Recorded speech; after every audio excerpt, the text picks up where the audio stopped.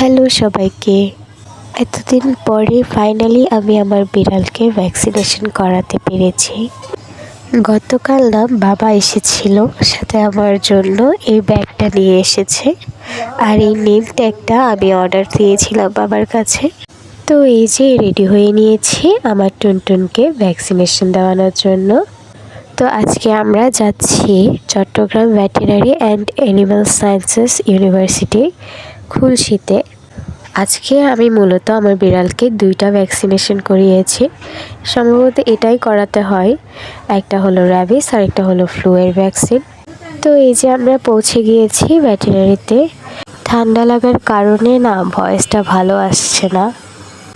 যাই হোক, এইবার আমরা ভিতরে ঢুকে পড়লাম। তো শুরুতেই আমাকে একটা ফর্ম দেওয়া হলো, আমি ফর্মটা পূরণ করে রেজিস্ট্রেশন করিয়ে নিলাম। আর এখানে একটা গরুর বাছুর এনেছিল, এত কিউট, এটা মাই গুডনেস, এত কিউট, মাত্র হয়েছে মনে হয়।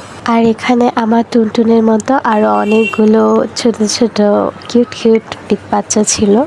তো এরপর আমাদেরকে ডাকা হয়েছে, ও ডক্টররা আমার বিড়ালের টেম্পারেচার মেপে দেখছিলেন।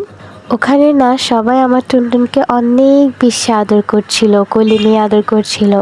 এটা দেখে আমার অনেকই ভালো লাগছিল। আর আমার বিড়ালটাও একদম শান্তশিষ্ট হয়ে বসেছিল। তো ভ্যাকসিনেশন শেষে আমরা বাড়ি ফিরে আসছিলাম। এই যে আমার টুনটুন, ব্যাগের ভেতর না ওর অনেক বেশি সাফোকেশন হচ্ছিল, তাই আমি ওকে বের করে দিয়েছি। আর ও রাস্তা প্রাকৃতিক দৃশ্য দেখতে দেখতে বাসায় চলে আসছে। তো এই ছিল আমার আজকের ব্লগ। কেমন লাগলো জানিও কিন্তু।